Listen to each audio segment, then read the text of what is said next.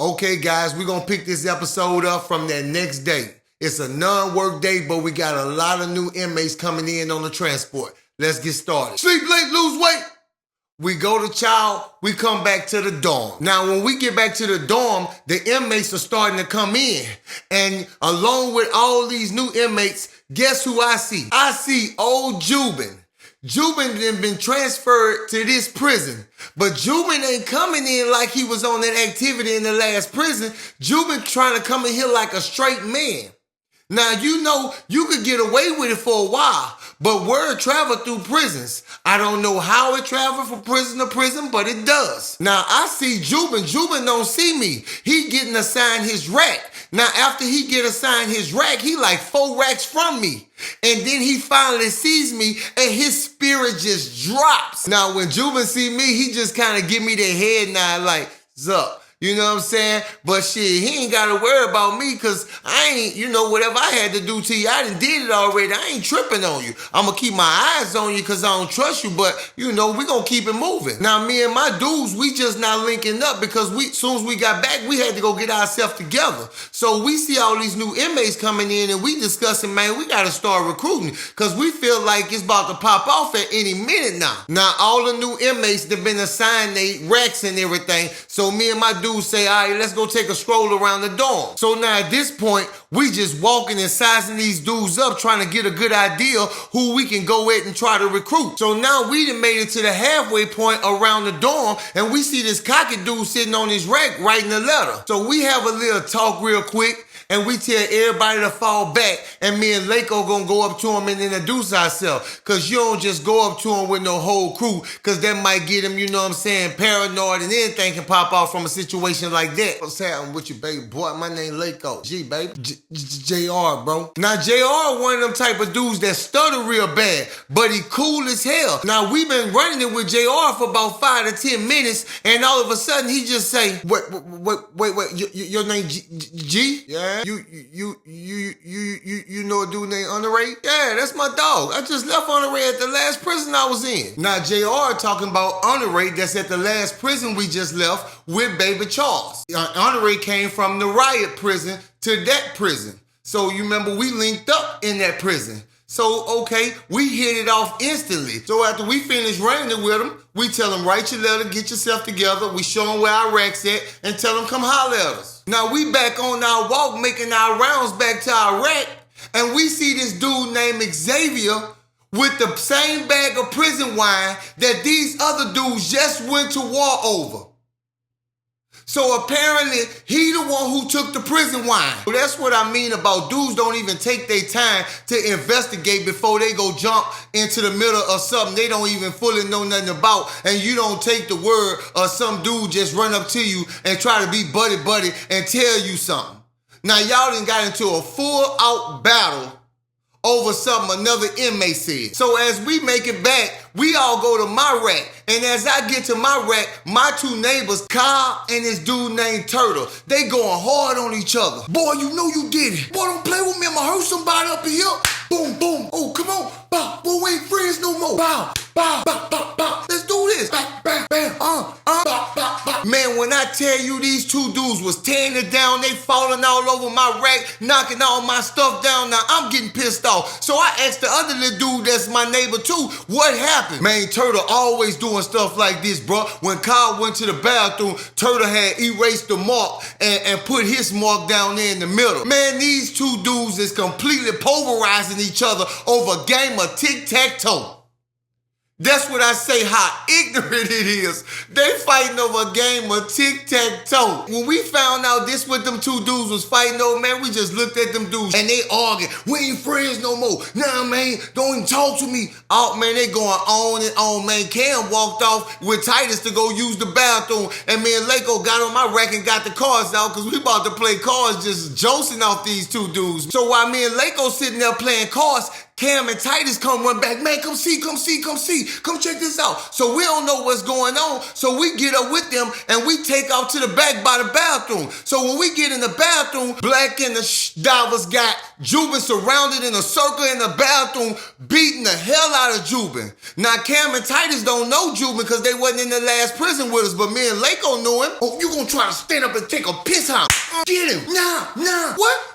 Bow! Now they got Jubin in the headlock on his knees talking to him, open hand slapping him. We gonna do this right now. Bow, hold him. Pull the clothes down. Pull them down. So just when they say that, they little lookout come running in the bathroom. They gonna see Ovanda with another CO. Get right. So they all break and smash out the bathroom. So see Ovanda, she's still at the front of the dorm. Jubin's still in the bathroom. So she started making her way and she gets to the bathroom. Oh, hell no.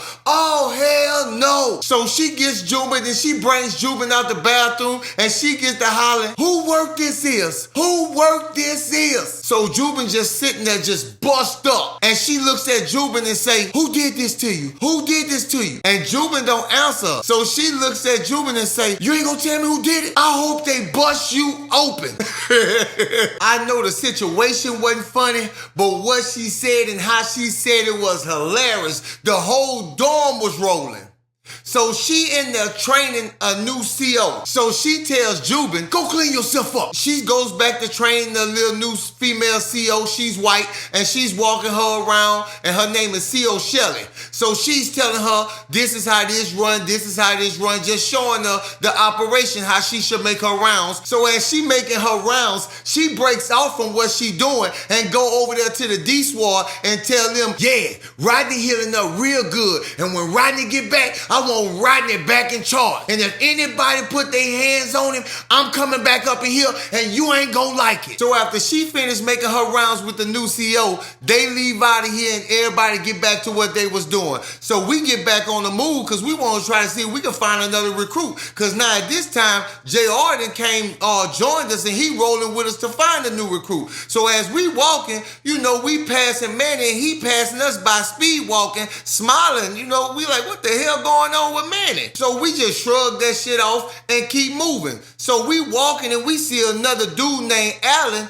and we about to go holler at him, but JR stopped us like, man, that's that Jad boy Allen. Me and him kept getting into it. Apparently, they came from the same prison and he had beef with Allen. So we ain't go holler at Allen because things like that can start a problem with inside the crew. So we don't holler at him and we keep moving. We go holler at this tall black dude because he remind me of Rhea. They demeanor the same. So we step to him. We all introduce ourselves and he tell us his name Trey and we talk for a little minute and the first thing come out of his mouth, man, I ain't lying. I was scared, bro, because I got a little girl I want to make it home to. And we understand that. That's why we started this from the get-go, not to have power, but to make sure we don't get violated or nobody don't run afoul against us. We can protect ourselves and make it home to the people we love. So now we 7 strong, and we put them on the two-brush game. Either file it down or put a razor on the end of it. Okay, so we continue on our quest, because we ain't stopping there. We know what's coming. We gearing up for war. Now we back walking and we hadn't left Trey for 3 minutes and we hit him hogging with his neighbor and we later found out they call him Watermelon. I don't know why, they just call him Watermelon. So we head back round there real fast to see what's going on. Man, Trey, what it is? What are you talking about? So really at this time, we ready to show Trey that the crew will be there for him. Cause Watermelon, he buff. And we ain't about to play no games with him cause the crew go down for the crew. And they get to arguing while we right there and we hear Trey say, boy, I ain't take a motherfucking thing. Boy, I got this the same way you got this. Now later on, we found out they was arguing over the Zest soap. Cause like I said in the beginning, when you first come into these prisons, they give you the name brand everything. Name brand soap, name brand toothpaste, then after that it's Bob Barker Company. So, they continue to argue and the dude want to fight Trey. So we asked Trey, what you want to do? So Trey agreed that he want to fight the dude. Now the dude twice his size, so that showed me Trey got heart. So they get ready to line up and get in the mix. First lick this dude hit Trey with, he dropped Trey. Come on. They swam back up. Bam, bam, bam. Bop, bop, bop, bop. This dude is slaughtering Trey. But Trey get back up and hit him twice. Bam, bam. But his nigga ain't got no effect on Big Man. Big Man just uppercut Trey. Boom. So we just say, fuck it.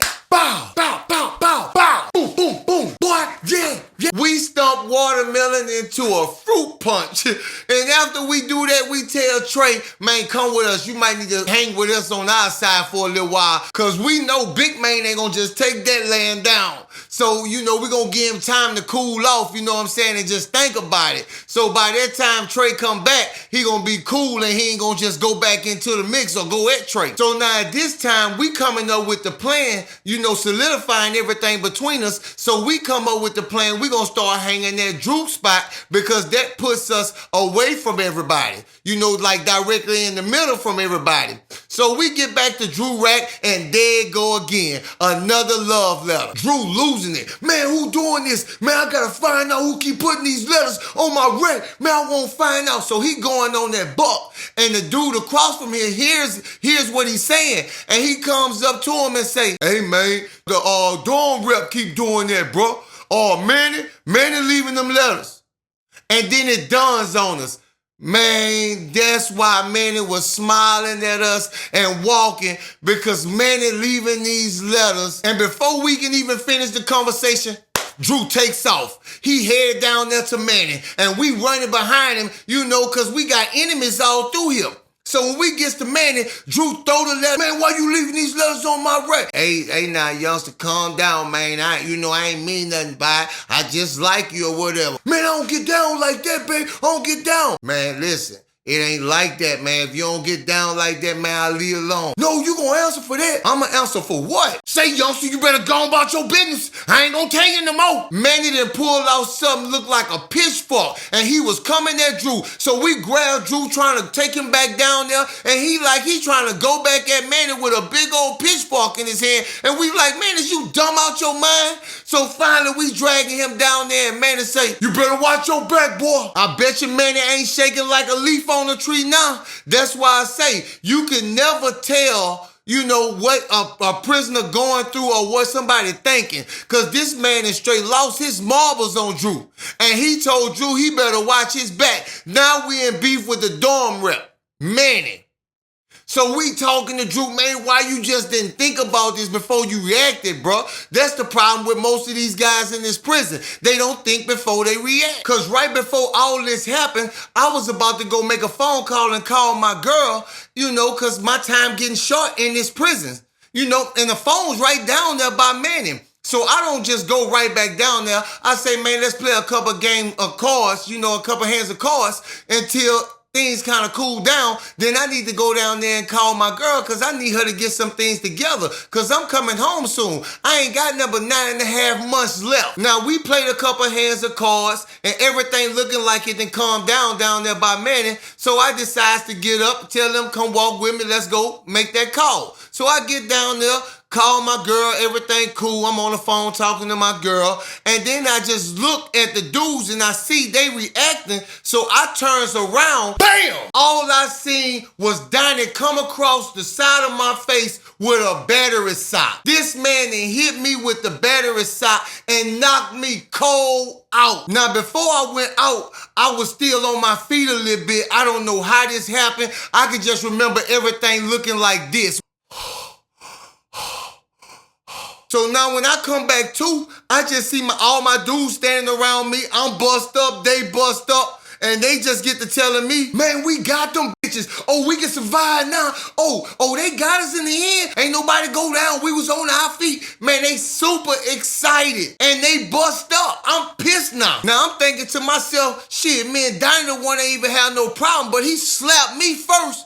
You know, instead of going at Titus, who he had the problem with. So right now, I want to wreck something. So they trying to calm me down, and I'm on my feet like I'm ready to go back down there. They like, man, we gon', and I understood they wanted me to calm down and think like I'm always telling everybody else to do. So I calmed down, and we just started thinking on a plan to get back at these dudes. So now at this time, I'm still riled up, but before I can even calm down good, I see Black and the divers chasing Jubin again. They chasing him all around the dorm.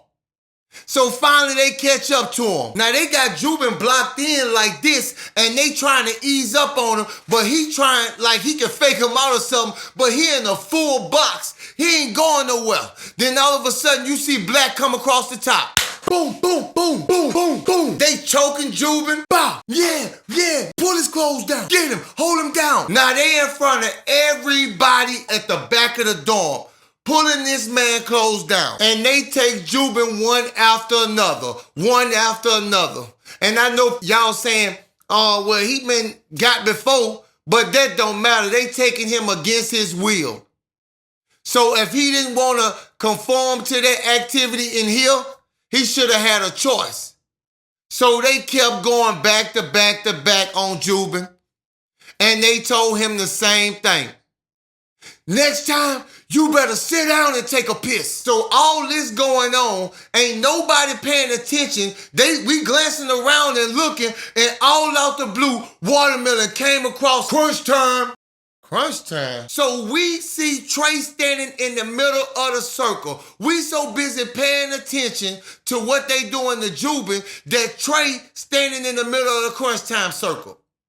So he didn't even know what that meant. Somebody must have just told Watermelon what it meant, and he caught Trey in the middle of it. So now we got to explain to him what it is he got to do and how it got to happen. So they get in the middle and they get to going around. Boom, boom, boom, boom, boom, boom, boom. Watermelon was slaughtering Trey, then Trey took a bite out of crime. Trey locked on his neck and started biting on his neck. This man started hollering, get him off me. Trey had them locked on his neck. Ain't no rules in fighting. You gotta survive the best way you know how. Now Watermelon holding his neck panicking, think he missing a whole piece, but he just got a little hole in it and it's and Trey punching him, Trey beating him, and Trey finally gets him on the ground, and Trey starts stomping him. And I'm talking about, you can see it in Trey's face. Trey saying, I got you. I ain't about to let you gain your focus back. I'm gonna beat you until you say you don't want no more. And that's what he do. So we let Trey beat the shit out of him for a while, and then we rush in there and break it up, and Watermelon still hollering about his neck. I'm talking about his neck still and it's missing skin or whatever, but it ain't nothing to be losing your mind like that over.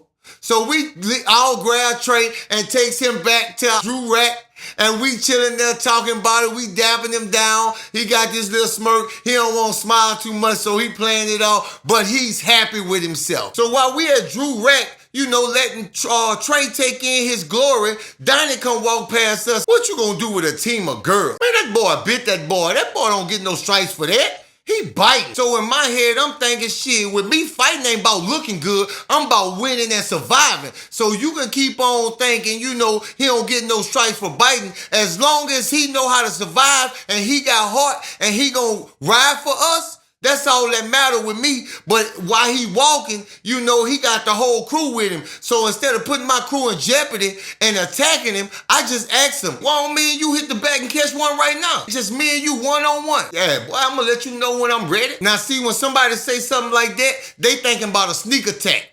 I didn't ask you to fight one-on-one. You think you can whoop everybody. I'm ready now. I'm heated about how you just slapped me with that battery sock. So let's just take it and do it now. But in his mind, he planning something. So now we got to move our plans up fast.